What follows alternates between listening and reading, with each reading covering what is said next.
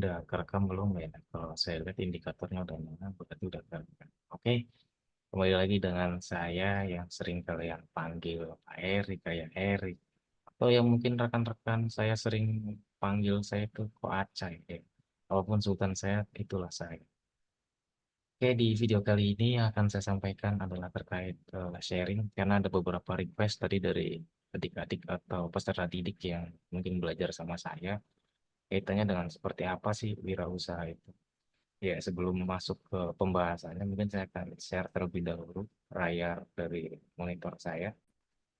Jadi yang saya share di layar ini adalah nanti seperti apa yang akan saya sampaikan untuk kalian semua yang menyaksikan video ini. Jadi buat kalian yang suka dengan air video ini, karena akan saya buat beberapa bagian, mungkin nanti jangan lupa follow dan komen sebanyak-banyaknya di kolom komentar. Jangan lupa like-nya juga.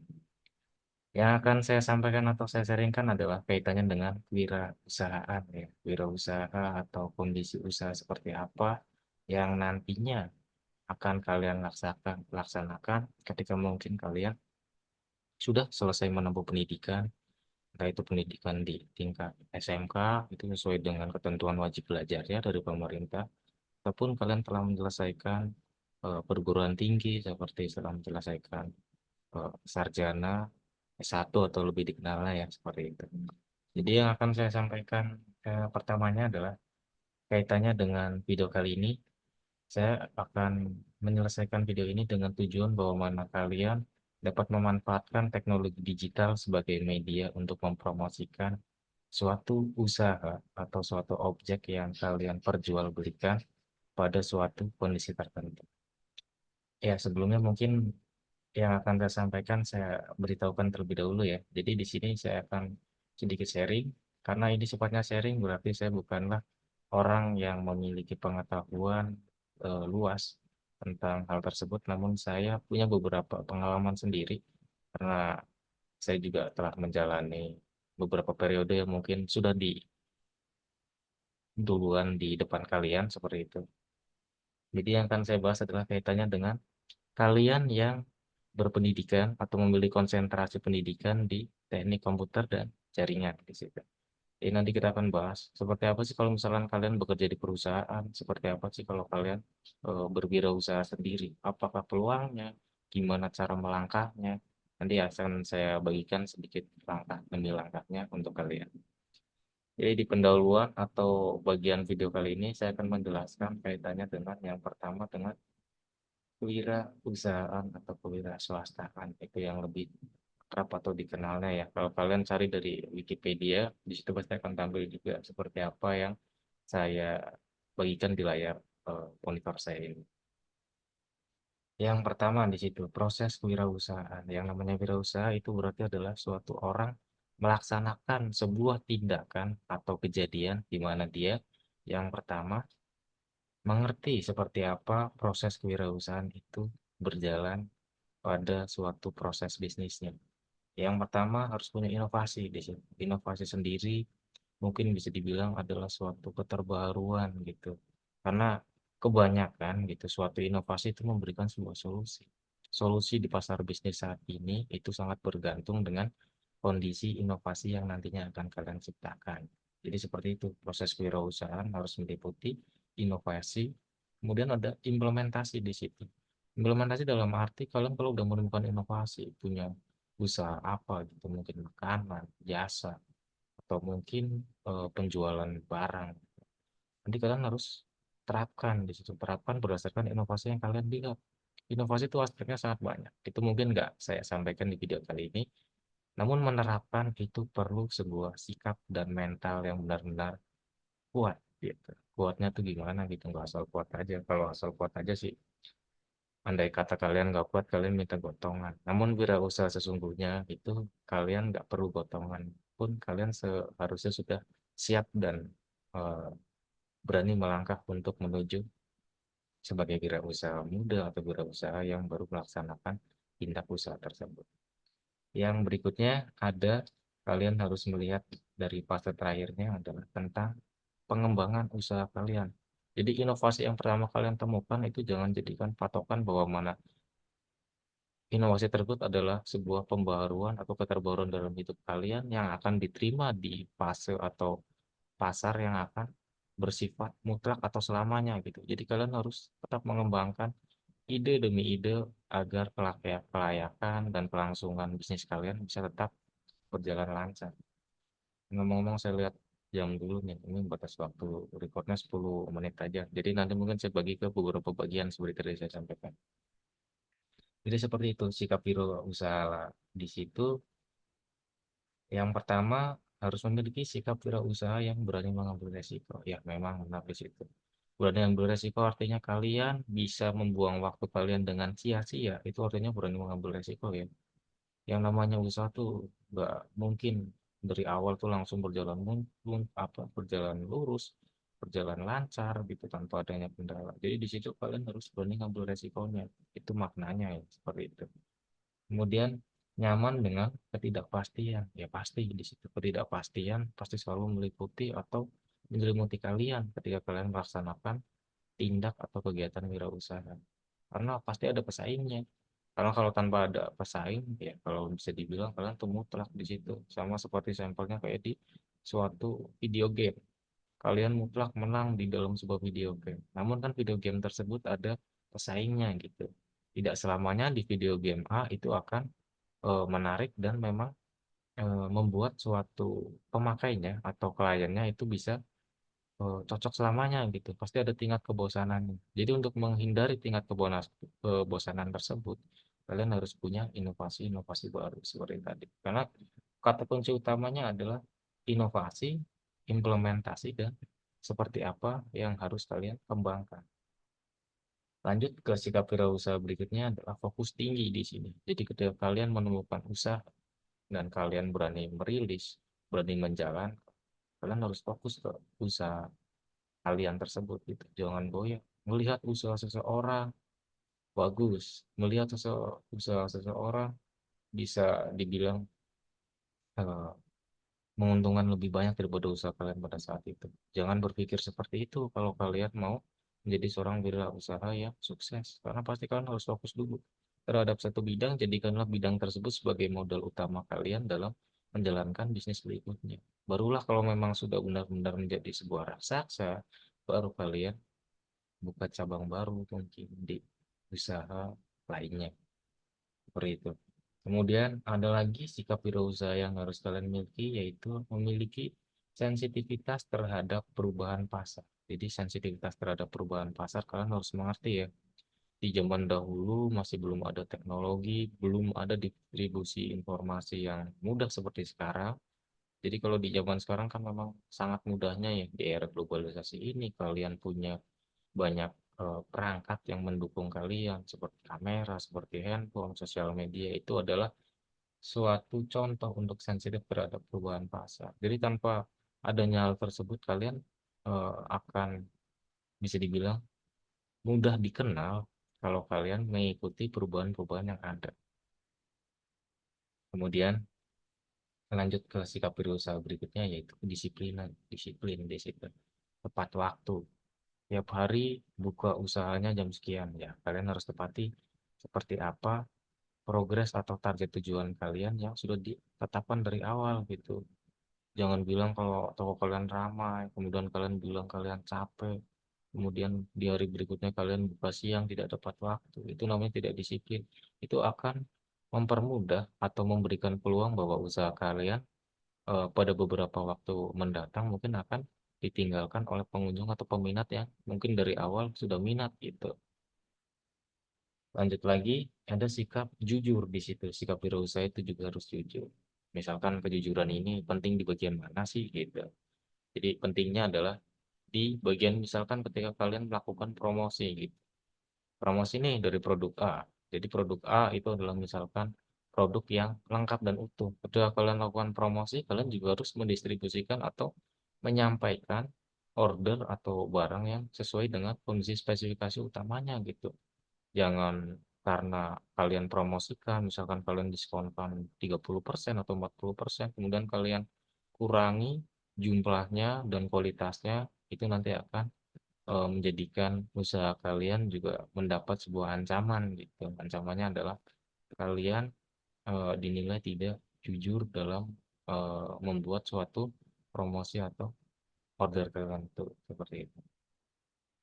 Kemudian masih dilanjutkan lagi, dicantumkan sikap kreatif dan inovatif. Kreatif dan inovatif sendiri itu artinya adalah di mana kalian berani berkreasi gitu. Ya, khususnya kalian berani berbeda dari produk yang lain. Cuma berbeda tersebut kalian harus memberikan efek yang memang benar-benar positif di pasarnya. Jangan hanya karena kreatif dan eh, kalian rasa itu hal yang baik itu, namun di pasarnya sendiri atau di tanggapan pelanggan kalian itu dianggapnya negatif, kalian terus-teruskan terus, hal yang seperti itu juga akan mengancam usaha kalian. Jadi kalian harus benar-benar mengutamakan kenyamanan dan keinginan seorang pelanggan sebagai seorang wirausahawan yang baik.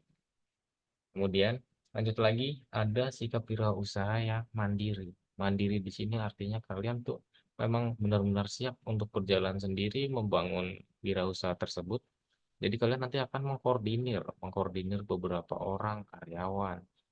Ketika kalian sudah berani untuk mengambil resiko untuk kalian menjadi suatu seorang wirausaha yang berani mengembangkan pasar usaha kalian di situ. Pastinya kalian butuh eh, karyawan, anak buah ataupun pegawai. Karena nggak mungkin semuanya kalian pegang sendiri. Kalian pasti nanti ada menghitung keuntungan harian, kalian harus membuat order harian, kalian membuat bahan dan kebutuhan administratif lainnya, dan itu harus diskalakan secara teratur karena itu akan mempengaruhi kemajuan dari usaha kalian. Kemudian yang terakhir adalah realistis. Realistis itu sendiri artinya adalah nyata. Nyatanya di pasar seperti apa? Usaha kalian akankah bisa berjalan dalam jangka waktu panjang atau enggak? Tapi kalau saya sarankan usaha sendiri di bidang TKJ itu pasti karena ada perkembangan teknologi di zaman sekarang tuh yang sangat pesat ya. Wirausaha di bidang teknik komputer jaringan itu pasti nggak bisa dibilang untuk proyek jangka panjang atau mungkin gagasan jangka panjang itu nggak bisa dibilang seperti itu. Karena dari hari ke hari banyak sekali perusahaan-perusahaan besar menciptakan banyak-banyak produk dan ya kalau kita support sendiri dari unit kita di unit teknologi komputer dan informatika, kita harus bisa cari peluang untuk melengkapi seperti apa sih pasar besar tersebut bisa kita tumpangi sebagai suatu produk yang mungkin bisa mendampingi gitu. Misalkan kalian nih keluar launching sebuah handphone gitu, handphone baru masih jarang untuk kabel fast chargingnya seperti itu. Jadi kalian mungkin punya ide untuk buat kabel fast charging dengan merek kalian sendiri yang memang punya kualitas bagus gitu, hampir sama dengan kualitas originalnya.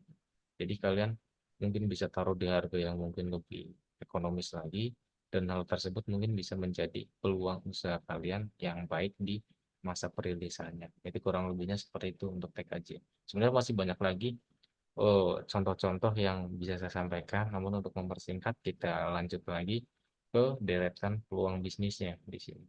Untuk iklan yang tampil di sini saya harap itu diabaikan aja ya, kita ambil informasi pentingnya.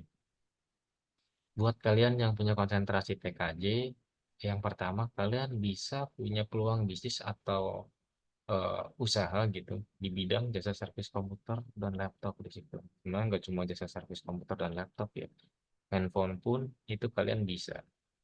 Seperti apa syaratnya? Syaratnya satu, kalian harus mau belajar dengan tekun gitu. Tekun, teliti, sabar, dan selalu bekerja keras. Bekerja keras tersebut itu akan menghasilkan suatu hasil tersendiri untuk kalian. Mungkin tidak untuk usaha itu di jangka waktu dekat, namun untuk jangka waktu panjang kalian punya wawasan tersebut itu pasti akan sangat berguna. Meskipun kalian tidak langsung menjadi seorang wirausahawan, kalian harus bekerja terlebih dahulu menjadi pegawai. Itu juga aspek pentingnya dalam kalian mengerti seberapa pengalamannya kalian dan mengerti seperti apa kondisi bisnis yang ada pada pasar sesungguhnya. Yang pertama seperti itu, tadi ada data peluang bisnisnya, kaitannya untuk TKJ adalah jasa servis komputer dan laptop. Di situ kalian pasti belajar tuh tentang hardware, softwarenya. Kemudian kita lihat lagi, ada toko penjualan komputer dan laptop. Kalau tadi yang pertama menjual tentang jasa, kalau ini menjual tentang barangnya gitu. Jadi kalian kan mengetahui cara mengoperasionalkan, cara kalian memberikan atau memberitahukan keunggulannya. Nanti kalian kan pasti bisa tuh kalau yang bersekolah di bidang TKJ. Terus kemudian ada jasa kursus komputer. Ya, selama kalian belajar pasti kan banyak ya muatan-muatan belajar kalian yang bisa kalian manfaatkan untuk tujuan peluang usahanya. Seperti tadi, usaha itu nggak harus barang dan usaha nggak harus jasa. Jadi ada jasa kursus komputer seperti itu. Kalau yang PKJ, kalian mungkin banyak belajar tentang Microsoft Office juga. Di situ nggak cuma software jaringan aja ya. Microsoft Office kalian bisa buka jasa kursus Office, jasa kursus jaringan, kalian bisa buka jasa kursus Cisco, Mikrotik atau lain sebagainya macamnya yang kalian pelajari di sekolah. Tapi satu, sebelum kalian mulai kursus, kalian harus memang benar-benar memahami, mengamati, dan memberikan fakta sesuai dengan fakta yang terdapat pada kenyataan di umumnya seperti itu. Ya, seperti itu kalau kalian membuka jasa kursus sama aja seperti kalian membuka les atau mungkin menjadi guru. Oke, kita lanjut ke poin berikutnya. Apakah poin berikutnya itu? Yang poin berikutnya adalah jasa instalasi internet dan WiFi di sini. Jasa instalasi internet dan WiFi itu nggak semuanya tergantung dari perusahaan gitu. Kalian pun sendiri bisa punya usaha kecil gitu, usaha kecil untuk merilis sendiri. Kalau kalian punya kemampuan yang mumpuni dan memang kalian sudah melakukan banyak percobaan dan kalian berani, silahkan. Kalian bisa menjadi seorang jasa instalasi internet dan WiFi. Ya, mungkin kalian pertama kali gitu bisa melaksanakan bisnis tersebut mungkin untuk kondisi kantor yang mungkin dipasang oleh provider jaringan gitu atau perusahaan jaringan dipasang kan satu akses point ya biasanya ya. Nah, di kantor kan kadang luas. Gimana caranya agar biaya konsumsi penggunaan internet itu tidak terlalu mahal, namun fasilitas tersebut dapat dinikmati oleh banyak instansi atau divisi. Misalkan kalian pasang WiFi atau perusahaan pasang WiFi itu di lantai satu. Nanti kalian di lantai 2, lantai 3, dan lantai 4 kalian lakukan sebuah paralel gitu. Menggunakan kabel jaringan baru dan juga menggunakan akses point baru lainnya. Seperti itu juga salah satu eh, strategi usaha untuk kalian yang berada di konsentrasi pendidikan teknik komputer dan jaringan.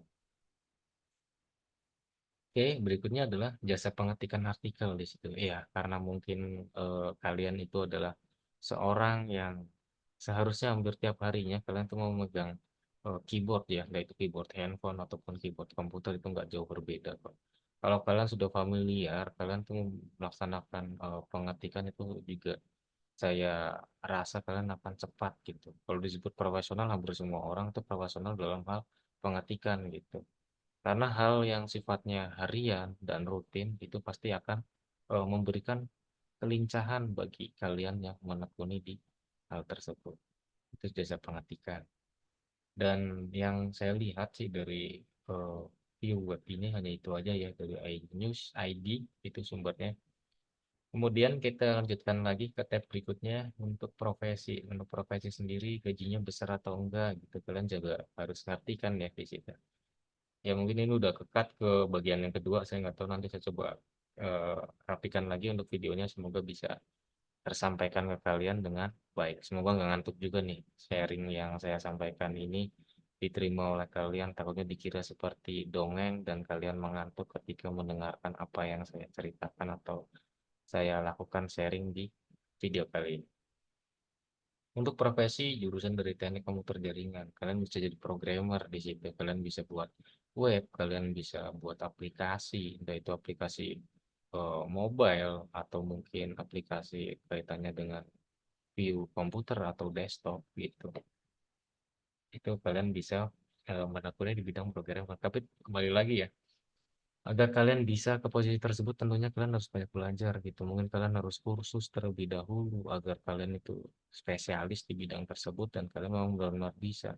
Karena selama belajar di sekolah mungkin kalian kan terlalu banyak ditumpuk atau dibebani dengan banyaknya mata pelajaran yang ada ya. Karena kalau saya lihat sendiri untuk kalian yang di kelas SMK pun dengan minimal mata pelajaran atau kategori pelajaran yang kalian pelajari itu lebih dari 10 mata pelajaran. Itu mungkin yang membuat kalian sendiri tidak fokus di dalam mengambil seperti apa sih karir saya berikutnya, seperti itu. Jadi membuat kalian bimbang, dan hal itu juga sama ketika saya seusia kalian sama-sama merasakan. Oke, itu tadi untuk yang kaitannya dengan programmer. Programmer itu bisa dibilang ya pembuat aplikasi itu ya kesimpulannya. Lanjut lagi, ada arsitek jaringan komputer. Arsitek jaringan komputer itu bisa dibilang seperti kalian membuat jasa desain, mungkin kalian eh, tahu ya penggunaan dari aplikasi Cisco. Aplikasi Cisco sendiri sebenarnya bukan hanya memberikan simulasi, tapi kalian bisa mengerti, bisa mengukur gitu. Karena kan kalau kita sendiri tidak simulasikan gitu, sebagai contohnya saja ya, kalian menggunakan hub atau switch di situ. Kalian beli hub atau switch seperti apa sih kondisinya yang cocok di suatu lokasi tersebut gitu. Perbedaannya adalah pada masing-masing portnya di situ. Fungsional dari hub atau switch sendiri kan pasti kalian tahu ya, untuk membagi suatu jaringan ke dalam banyak jalur seperti itu. Jadi untuk berapa jalur sih sesungguhnya hub itu diadakan atau disediakan ya. Jadi seperti itu. Itu untuk kalian yang nantinya mungkin punya minat untuk menjadi seorang arsitek jaringan komputer. Lanjut lagi, ada arsitek sistem komputer. Dari arsitek sistem komputer ini nanti kalian bisa melihat seperti apa gitu. Tapi kalau dari arsitek sistem komputer sebenarnya kalian lebih ke arah desain atau pengembangan solusi dalam penggunaan beberapa mungkin perangkat hardware ataupun softwarenya di dalam suatu mungkin unit ya, atau bisa dibilang misalkan kalian bekerja di kantor gitu. Kantor kalian kan eh, mungkin punya banyak komputer ya, dan kalian sendiri mungkin bukan pemegang jabatan sebagai IT support atau orang yang mengelola pemeliharaan komputer tersebut gitu. Jadi kalian bisa jadi arsitek komputer, sistem komputer itu sendiri melalui kalian seperti apa sih paham tentang dunia software dan hardware itu sendiri. Jadi terlalu banyak yang boleh disebutkan, namun sebagai contohnya seperti ini saja. Penggunaan teknologi aplikasi untuk pengolah angka atau pengolah kata gitu ya. Seperti kita ketahui kan untuk pengolah angka itu seperti aplikasi Microsoft Office Excel, kalau pengolah kata adalah Microsoft Office Word. Itu bisa dibandingkan dengan aplikasi-aplikasi lain. Namun bedanya di mana dan manfaatnya lebih baik yang mana gitu. Pembandingnya kan ada dari produk VPS, dari Open Office dan lain sebagai macamnya gitu. Seperti Google Dokumen dan mungkin Google Spreadsheet itu kan fungsinya nggak jauh berbeda ya, sama-sama memiliki aplikasi pengolah kata dan pengolah angka. Itu juga yang perlu kalian pahami ketika kalian menekuni karir di bidang arsitek sistem komputer. Kemudian admin database. Buat kalian yang suka atau suka merencanakan ya, atau lebih ditempatkan di situ. Jadi kalau admin database di situ, sebenarnya ngapain sih admin database? Jadi admin database itu bisa juga memperbaiki ruang data, bisa juga membuat ruang data. Sama halnya kalian itu membuat sebuah lemari. Lemari tersebut kan tidak seterusnya fungsinya untuk menyimpan pakaian ya contohnya. Jadi kalian bisa gunakan lemari itu untuk menyimpan sepatu, mungkin untuk menyimpan barang-barang elektronik yang sudah tidak terpakai. Itu kalian kan pasti harus buat sebuah ruangnya ya, ukurannya berapa, penempatannya seperti apa. Karena penempatan yang baik itu akan menentukan kapasitas ruangan dipakai efektif atau tidak gitu. Kalau misalkan kalian mau simpan bola basket gitu, kalian buat lemari. Itu bola basketnya yang kalian simpan hanya maksimal kalian bola mungkin punyanya hanya sekitar 2 sampai 3 unit gitu. Terus kalian lihat kan ukuran bolanya tuh nggak lebih dari 30 atau 40 cm. Kemudian kalian buat lemari sepanjang 5 sampai 7 meter. Ya, untuk lemari itu kalau saya bisa bilang itu lemari tidak memberikan efek yang optimis di situ karena melebihi space banyak dan tidak bisa digunakan untuk barang-barang lain gitu. Jadi untuk mempersingkatnya atau menyederhanakannya kalian harus mengerti batas praktisnya aja deh yang dipakai biar nggak terlalu melebih-lebihkan biaya pembuatannya. Jadi itulah tugas seperti admin database. Cuma kalau database kan yang dikelola adalah data gitu. tentang informasi atau serpian-serpian informasi dari kalian dalam eh, mungkin menghasilkan suatu kalimat. Gitu. Lanjut lagi di poin kelima ada manajer sistem komputer dan informasi. Ya, ini mungkin sedikit saya skip ya, karena waktunya sudah saya lihat juga ada lebih dari 20 menit, jadi saya skip lagi. Kemudian kita lanjutkan ke target atau peluang kalian dalam memasarkan produk seperti tadi. Jadi untuk memasarkan produk kalian sendiri kan bisa memanfaatkan media elektroniknya ya seperti tadi. Jadi kalian bisa menggunakan sebuah free hosting gitu. Yang akan saya sampaikan adalah terkait dengan free hosting. Free hostingnya sendiri itu nanti akan kalian buat mungkin sebagai e-commerce, e-katalog atau mungkin sebuah media untuk promosi umumnya gitu. Bentar ya, saya ngopi dulu ya, kering tenggorokan.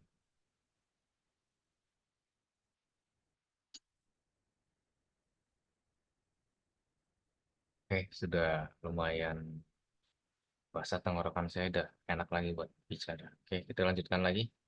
Tadi sampai ke web hosting gratis gitu. Sementara yang akan saya sampaikan adalah tentang infinityfree.com di situ. Ini adalah web gratis yang dari zaman saya kuliah ya, dari tahun 2016 sampai dengan sekarang 2024 masih menyediakan fasilitas gratis. Saya ucapkan terima kasih juga buat Infinity Free yang sudah mendukung generasi-generasi bangsa dalam belajar dalam mengelola suatu server hosting.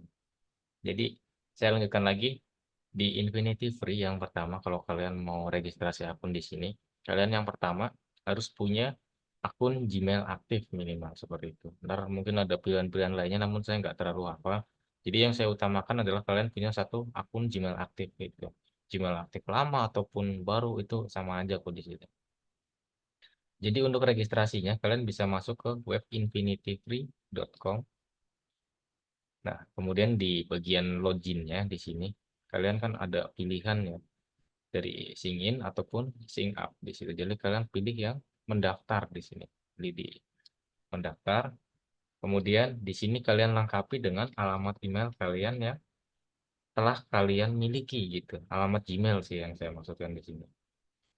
Oke, saya masukkan alamat Gmail baru saya yang belum pernah terregistrasi ke provider hosting Infinity Free.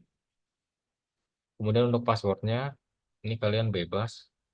Passwordnya bisa terdiri dari karakter huruf atau angka, bisa dari simbol juga, bisa kalian gabungkan, kolaborasikan agar password kalian tidak gampang dideteksi atau diketahui seseorang.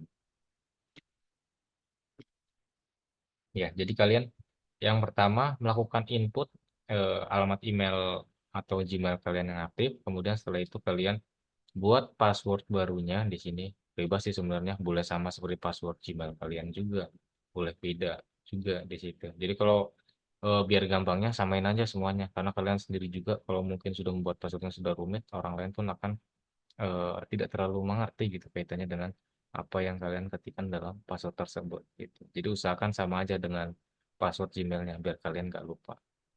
Kemudian di sini kalian checklist ya, ada kolom pernyataan di sini bahwa kalian telah mengerti kebijakan dari pembuatan akun ini, tujuannya seperti apa.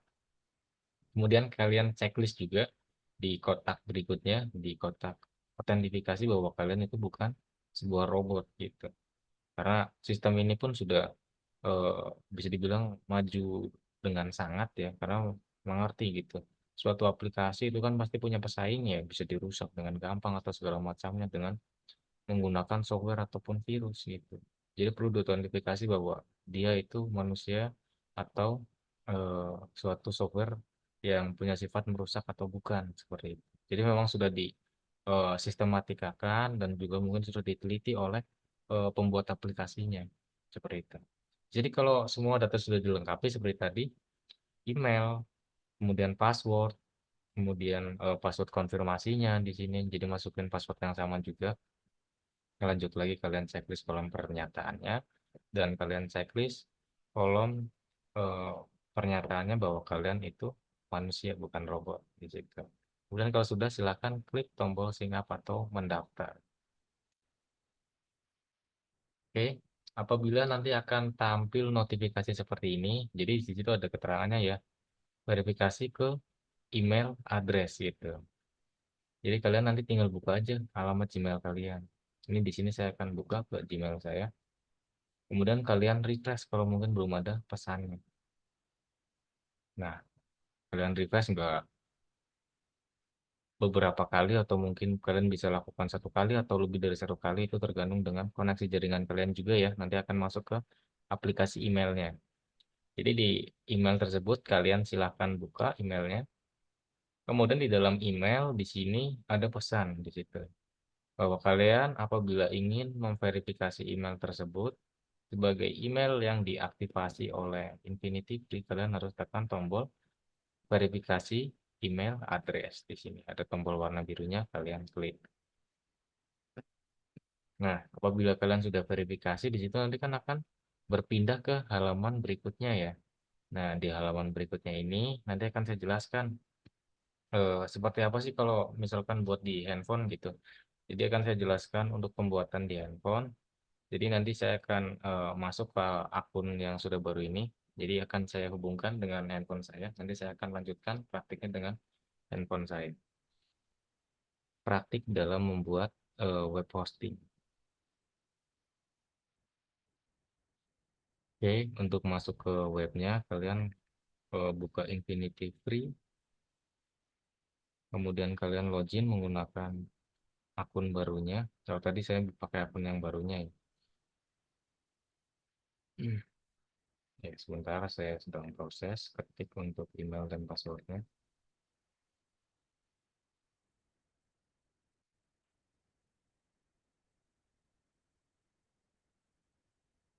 Oke, kemudian kita lanjutkan lagi. Saya sudah masuk ke halaman utamanya. Oh, mohon maaf, tadi saya lupa belum share screen-nya saya pindah ya. Jadi di sini saya akan pindah share screen-nya ke handphone. Ya, jadi saya akan koneksikan handphone saya ke media recording yang saya gunakan.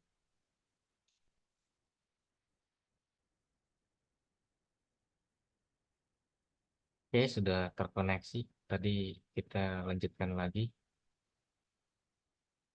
Nah, kalau seperti ini kan iklan ya. Kalian tinggal tunggu aja.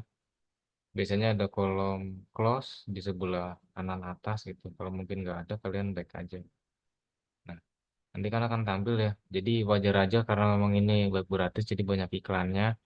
Yang kita sikapi adalah kita ambil sisi positifnya aja di situ bahwa aplikasi ini bisa membantu kalian sementara agar bisa memanfaatkan sebuah media online atau hosting sebagai media promosi atau distribusi suatu usaha kalian gitu. Jadi kalau setelah login, kalian kan masuk ke halaman home dari Infinity Free ya. Nah, di sini nanti kalian bisa buat akun untuk hostingnya. Maksimalnya adalah 3 di situ ya.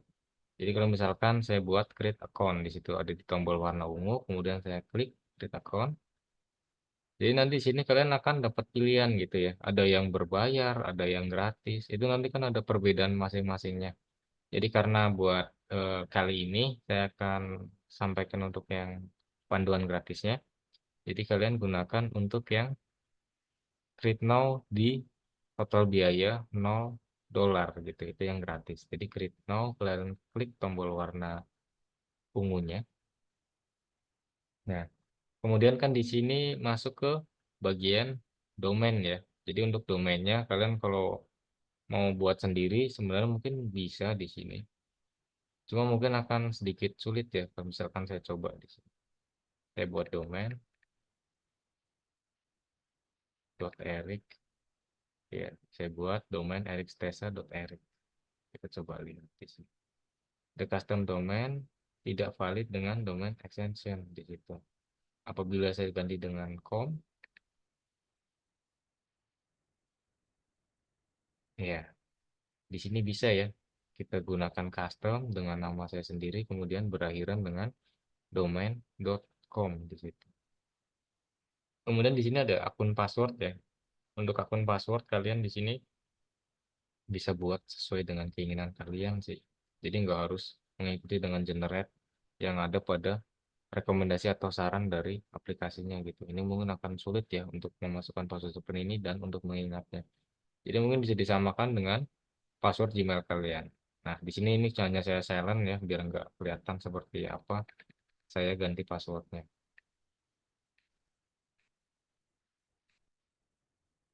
Ya, ketika sudah diganti passwordnya, kemudian di sini kan ada keterangan ya, email, kemudian kalian pilih approve aja.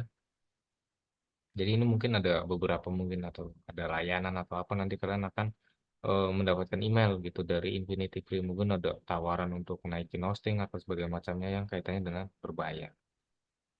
Apabila sudah lengkap semuanya dan tidak ada beberapa atribut yang kosong, tinggal kalian klik create account di sini. Nah, di sini tadi ada keterangannya password may not equal to your current password. Ya, kalau misalkan seperti itu, kalian bisa ganti ke password yang sedikit lebih rumit. Kita coba lagi ya, ini untuk percobaan kedua. Kalau misalkan di percobaan keduanya pun masih sama, ya sudah, nanti di percobaan berikutnya kita ikut password yang dibuatkan secara generate. Karena biasanya kalau saya buat dengan password biasa pun bisa sih biasanya. Jadi di sini yang saya buat passwordnya adalah ada dari karakter huruf besar, huruf kecil, ada dari angka, dan juga ada dari simbol. Saya coba akan membuat akun lagi. Saya klik tombol create account.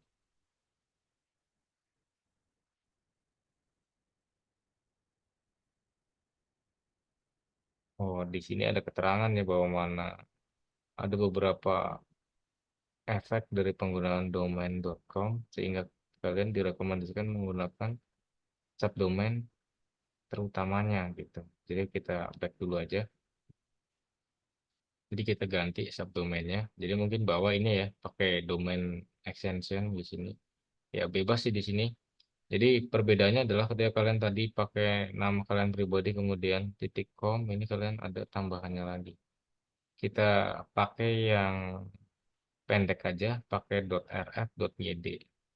Kemudian saya buat Erik Stesa, ini untuk nama saya. Saya buat di sini untuk subdomainnya. Sebenarnya bebas sih kalau mau kalian buat nama apa gitu. Untuk mempermudah aja. Kemudian kalian cek ketersediaannya.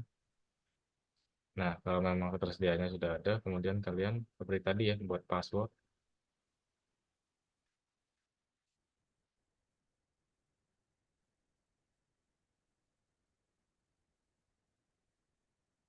Kemudian email konsennya kalian pilih I approve. Kemudian tinggal kalian lanjutkan lagi ke create account. Nah, kalau pakai subdomain bawaan dari Infinity Free-nya tadi ya, kita langsung sukses. Kalau misalkan seperti tadi custom, ya memang butuh beberapa waktu gitu, harus usaha terus-menerus kalian coba sampai bisa masuk dan sukses gitu. Karena memang untuk domain seperti tadi, seperti .com gitu ya, itu kan yang pertama memang domain berbayar gitu biasanya. Jadi cukup sulit untuk dapat akses gratisnya. Kemudian apabila sudah statusnya sukses gitu, kalian tinggal lanjutkan lagi tekan tombol finish di situ, di tombol warna ungunya. Kemudian kan di sini ada keterangannya ya, we are setting up your account. Nah, di sini kalau kalian baru bikin akun baru sampai tahap ini biasanya kalian harus menunggu beberapa waktu gitu. Kadang sih kalau waktu yang paling lamanya adalah 3 hari gitu, baru bisa akunnya digunakan kontrol panelnya untuk melaksanakan penerapan aplikasi berikutnya gitu, atau pengaplikasian framework untuk membuat suatu website kalian tuh nggak terlihat kosong. Nah, kalau mungkin ada di sini ya keterangannya, oops error, kalian tinggal back aja, kalian lihat lagi. Nah, di sini kan kalian sudah punya website ya. Ini di label ada keterangannya ya. Statusnya aktif, kemudian labelnya adalah erikstesa.rf.yd. Jadi kalian coba cek aja, buka. Kalian tempel URL yang kalian miliki. Nah, di sini kan situs ini tidak dapat menyediakan sambungan yang aman gitu ya keterangannya. Nah, ini mesti dalam proses biasanya. Ini bisa memakan waktu 1 sampai 3 hari. Dan apabila misalkan kita langsung ya terapkan template-nya atau framework untuk suatu aplikasi kalian, itu juga biasanya nggak langsung jadi gitu satu waktu.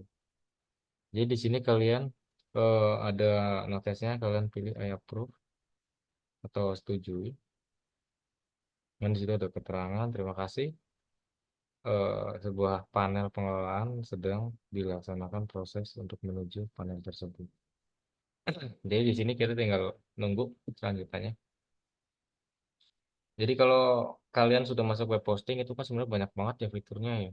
Nggak bisa saya sebutkan satu persatu, tapi untuk simpelnya aja, kalau kalian mau bikin aplikasi dan gampang menampilkan gitu. Jadi kalian kan disediakan nanti ada fitur Softaculous Application Installer ya. Jadi kalian dari bagian control panel ini, kalian scroll ke bawah, cari kategori software gitu. Kemudian kalian pilih Softaculous Application Installer di situ.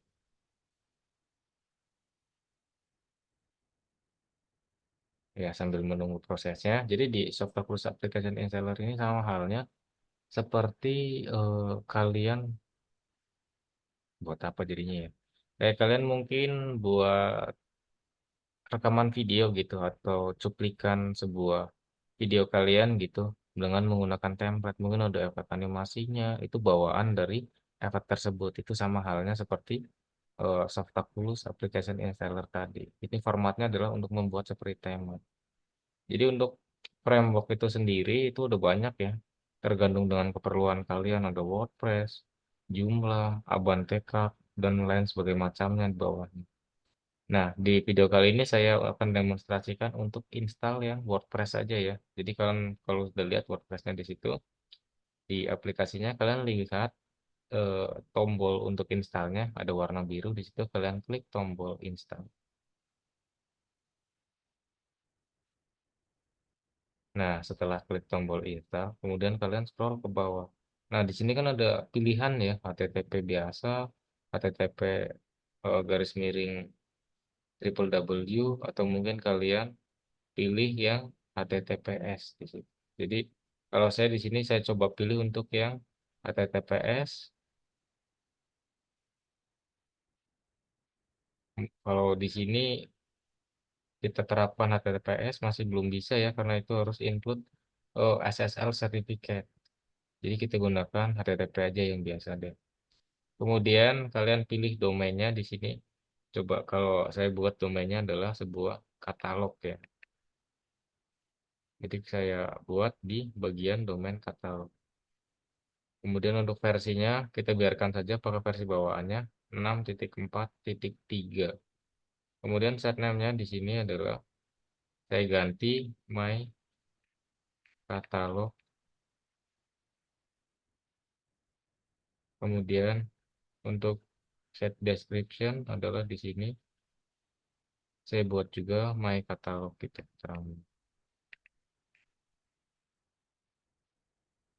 Kemudian di sini nanti kalian kan bikin akun admin ya. Jadi kalian bisa bikin sendiri akun adminnya.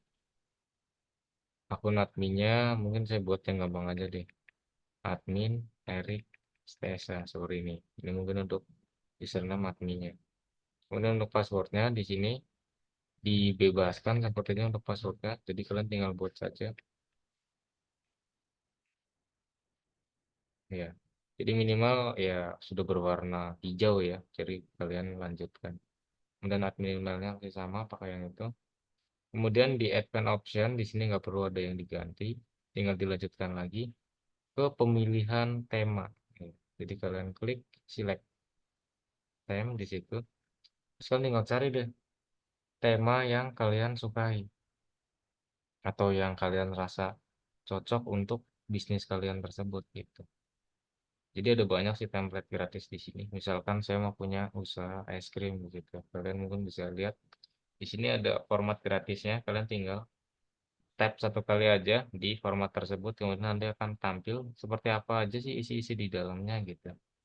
Dan nanti kalian tinggal lihat di dalamnya. Kalau kalian cocok ya tinggal scroll lagi ke bagian bawah, kemudian pilih tombol warna ungu di bagian pojok bawah kanan itu pilih select theme atau pilih tema. Kemudian di sini ada keterangannya ya, image copyright gitu. Jadi memberitahukan bahwa ada beberapa batasan di mana kalian tidak bisa menggunakan mungkin beberapa penyimpanan di situ, misalkan penyimpanan fotonya gitu kan tuh dari mungkin perusahaan apa, jadi kalian nggak bisa edit semau-maunya, jadi kalian harus mengerti image copyright juga di situ.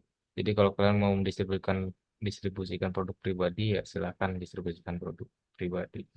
Apabila sudah silakan klik tombol yes, sudah mengerti ya peraturannya seperti itu tentang image copyright. Nah, kemudian kan di situ kalian sudah masuk ke seleksi dari temanya ya. Nanti kalau apabila seleksi temanya sudah berhasil, nanti ada keterangan clear selection di situ.